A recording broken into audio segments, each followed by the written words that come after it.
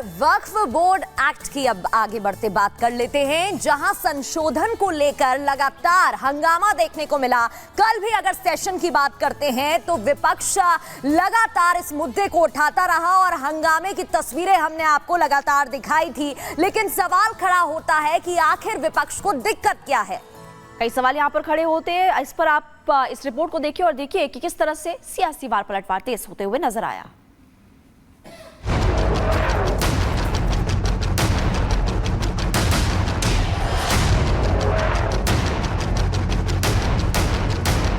वक्फ पर घमासान, संसद में हिंदू मुसलमान।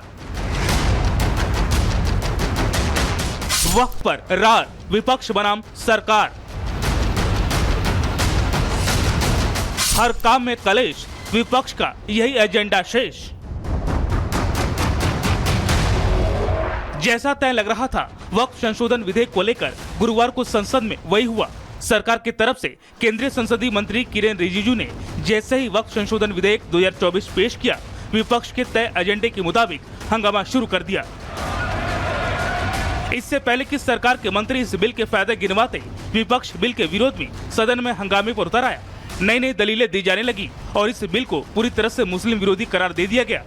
वक्फ बोर्ड में गैर मुस्लिम को शामिल करने का औचित्य क्या बनता है कि भाजपा अपने हताश, निराश, आप तो उस कानून चंद कट्टर समर्थकों के तुष्टीकरण के लिए ये बिल लाने का काम कर रही है। अध्यक्ष महोदय, मैं इस बिल का विरोध करता हूँ।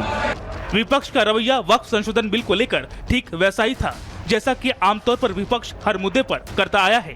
विपक्ष ने वक्फ संशोधन बिल को धार्मिक स्वतंत्रता के खिलाफ साबित करने की जहां कोई कोर कसर नहीं छोड़ा, तो वहीं इस कड़ी में सपा अध्यक्ष अखिलेश ने स्पीकर के बहाने सरकार पर निशाना साधने से नहीं चूके। लेकिन अमित शाह भी तैयार बैठे थे। अखिलेश ने जैसे ही सरकार पर हमला बोला, अमित शाह ने अखिलेश को लपेटने में देरी नहीं की। कुछ अधिकार आपके भी छीने जा रहे हैं, उसके लिए हम लोगों को लड़ना पड़ेगा आपके लिए। अध्यक्ष के अधिकार अखिलेश जी सिर्फ विपक्ष के नहीं है, पूरे सदन के हैं। इस तरह की गोलमोल बात आप नहीं कर सकते हो। आप नहीं हो अध्यक्ष के अधिकार के संरक्षक। अध्यक्ष महोदय अभी अभी हारे हैं। Okay, no. और दरअसल ये चाहते हैं। नो। दरअसल अमित शाह के तेवर यूं ही तल्ख नहीं थे। सरकार ने बिल पेश करने से पहले अपना पूरा होमवर्क भी कर लिया था, जिसका पता बीजेपी की सहयोगी पार्टी जेडीयू के नेता ललन सिंह के दिए गए जवाब से लग गया। यह जो संशोधन लाया गया वक्फ बोर्ड के कानून में, यह मुसलमान विरोधी है। कहां से ये मुसलमान विरोधी है? कौन सा इसका कानून मुसलमान विरोधी बताता है? यहाँ उदाहरण दिया जा रहा है कि अयोध्या की मंदिर, गुरुवायूर, अरे मंदिर और संस्था में अगर अंतर आपको नहीं समझ में आ रहा है तो आप कौन सा तर्क खोज रहे हैं? अरे ये मंदिर नहीं है। आपके मस्जिद को छेड़छाड़ करने का प्रयास नहीं किया जा रहा है। यह एक कानून से बना हुआ संस्था है। उस संस्था को पारदर्शी बनाने के लिए कानून बनाया जा रहा है। कई ऐसा नेता है जो मुझे आके कहा है कि देश में जितना स्टेट वक्फ बोर्ड है सब माफिया लोगों ने कब्जा कर लिया है। ये बहुत लोग कह रहे हैं, आज सदन में नहीं कह रहे हैं। सदन में अपना अपना पार्टी का दबाव या किसी के डर से या वोट बैंक का चक्कर से नहीं बोल रहा है। मुसलमान समाज में जो पिछड़े हैं, जिसको आज तक कभी मौका नहीं मिला, जिसको दबा के रखा हुआ है, उनको जगह देने के लिए ये बिल लाया गया है।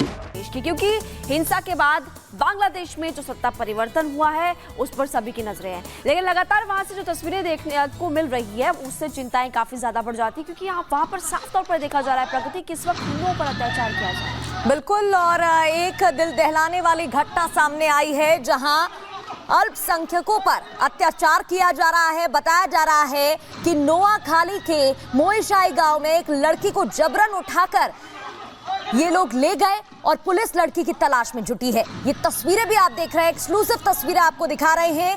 अल्पसंख्यकों पर अत्याचार हो रहा है।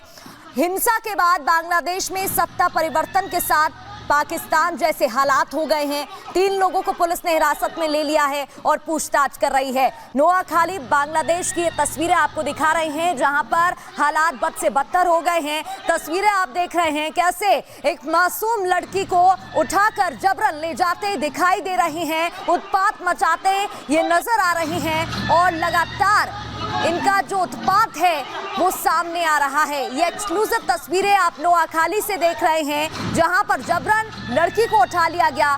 पुलिस ने फिलहाल 3 लोगों को हिरासत में लिया है। महिमा, बिल्कुल देखिए, आपको तस्वीरें दिखा रहे हैं इस वक्त हम, और आपने देखा है यहाँ पर कि जैसे ही इस खबर की जानकारी सेना को मिली तो 3 इस्लामिस्ट को जो है वो डिटेन किया गया, तो ये भी खबर मिल रही है। और लगातार इस पूरे मामले को लेकर अभी वहाँ पर सेना जो है इस सबसे पहले जो लड़की है उसको ढूंढने का प्रयास इस वक्त कर रही है। लेकिन ये तस्वीरें हैरान करती है, परेशान करती है और चिंता भी बढ़ाती है। बांग्लादेश के नोआखाली से तस्वीरें इस वक्त हम आपको दिखा रहे हैं। कट्टरपंथियों का जुल्म आप देखेंगे, अल्पसंख्यकों पर अत्याचार किया जा रहा है। यही बात प्रधानमंत्री मोदी ने भी कही। नई सरकार को बधाई, लेकिन वहां पर जो अल्पसंख्यक है, हिंदू है, उनको जो परेशान किया जा रहा है, उम्मीद है कि हालात बिल्कुल ठीक होंगे। और इस वक्त देखिए ये तस्वीरें लगातार हम आपको दिखा रहे हैं और एक और ऐसी तस्वीर सामने आई जहां पर हमने देखा कि एक युवक पर पत्थरों से हमला किया गया और जब तक उसकी जान चली नहीं गई तब तक घेरा बना करके वहां पर जो लोग थे वो उस पर हमला करते रहे। बिल्कुल ये तस्वीरें आप देख रहे हैं जहां कट्टरपंथियों ने हद ही पार कर दी, क्योंकि एक हिंदू शख्स अपनी जान बचाकर भाग रहा था लेकिन उसे तालाब में कूदना पड़ा, उसके पास कोई उपाय नहीं था। जिसके बाद आप देख सकते हैं बांग्लादेश से ही ये तस्वीरें हैं, तालाब में ये शख्स कूद जाता है लेकिन उसके बाद भी पत्थरबाजी की गई, तब तक पथराव किया गया जब तक शख्स की जान नहीं चली गई। उसके पास कोई और उपाय नहीं था, उसे कुछ और समझ नहीं आया तो वो तालाब में कूद गया और उसे लगा शायद ये एक मौका है जिससे वो अपनी जान बचा सकता है। लेकिन उसके बावजूद इन कट्टरपंथियों ने पथराव करना जारी रखा और तब तक पत्थरबाजी की जब तक इस शख्स की जान नहीं चली गई, और जब इस शख्स की जान चली गई तब ये कहीं जाकर शांत हुए हैं। बिल्कुल मौलवी बाजार बताया जा रहा है। मौलवी बाजार में इस्लामिक कट्टरपंथियों की भीड़ ने कैसे दिल दहला देने वाली इन तस्वीरों को लेकर के अभी लगातार जांच पड़ताल तो होगी, लेकिन दूसरी बड़ी बात कि कई सवाल यहाँ पर खड़े होते हैं और तालाब में कूदे शख्स पर पथराव किया गया। इससे पहले आपने देखा एक और तस्वीर आपको दिखाई जिसमें आपने देखा कि महिलाओं के साथ बर्बरता की जा रही है। इससे पहले बांग्लादेश की तस्वीर तो हम दिखा रहे हैं, लेकिन अफगानिस्तान से भी याद होगा प्रगति की इसी तरह की तस्वीरें सामने आई थी। अब आप देखेंगे कि यहाँ पर महिलाओं पर तो जुल्म ढाए जा रहे हैं, लेकिन यहाँ पर किसी को भी नहीं बख्शा जा रहा। जो कम आबादी वाले लोग हैं उनको वहां पर परेशान किया जा रहा है। बिल्कुल अल्पसंख्यकों पर अत्याचार बरतने की ये तस्वीरें सामने आ रही हैं, बर्बरता बढ़ती जा रही है। ये अप्रिय तस्वीरें बांग्लादेश से ही हैं जहां के हालात काफ़ी खराब हैं, जिसकी वजह से प्रधानमंत्री नरेंद्र मोदी ने भी चिंता जाहिर की थी और उन्होंने भी कहा है कि जल्द से जल्द यहाँ के हालात ठीक हो जाएं, ये सुनिश्चित करना चाहिए। कट्टरता की सीमा पार कर रही हैं कट्टरपंथी और आप देख सकते हैं कैसे तब तक पत्थरबाजी करते रहे, तब तक पथराव करते रहे जब तक शख्स की जान नहीं चली गई। चलिए खबरों में आगे बढ़ते हैं। आरक्षण को लेकर शुरू हुई हिंसा की आग अल्पसंख्यकों पर अत्याचार तक पहुंच गई। कट्टरपंथियों ने जेसोर में एक घर पर हमला किया और घर में रखे कीमती सामान को लूट लिया। बिल्कुल, और इतना ही नहीं, स्टाम्प पर जबरन साइन करवाकर उनके 12 साल के बच्चे को उठाकर भी ले गए। ये तस्वीर जरा देखिए जहां उन्होंने अपनी कहानी बताई है और बताया किस तरीके से उन पर जुल्म ढाया जा रहा है, उन्हें परेशान किया जा रहा है, अल्पसंख्यकों पर अत्याचार हो रहा है। पहली तस्वीर आपने देखी जहां एक हिंदू लड़की को उठाकर कट्टरपंथी जबरदस्ती ले जाते हैं, उस पर अत्याचार किया जाता है। दूसरी तस्वीर आपने देखी जहां एक शख्स को तालाब में कूदकर अपनी जान देनी पड़ी क्योंकि पत्थरबाजी की जा रही थी और तब तक की जा रही थी जब तक उसकी जान नहीं चली गई। और ये तीसरी तस्वीर आप देख रहे हैं जहां बच्चे को उठाकर ये लोग ले गए हैं।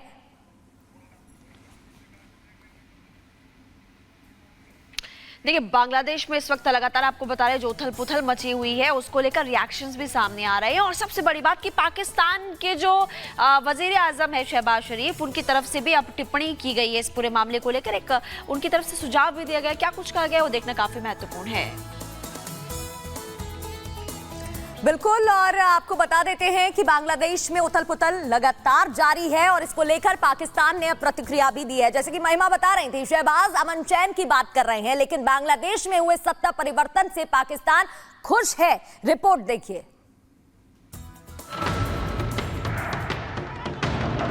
तमाम जो अपोजिशन है ना, वो उनको बिल्कुल ही सामने आने दे रहे थे, ना उनके कोई जल्द से जुलूस। उसने भी रिग करके इलेक्शन जीता था।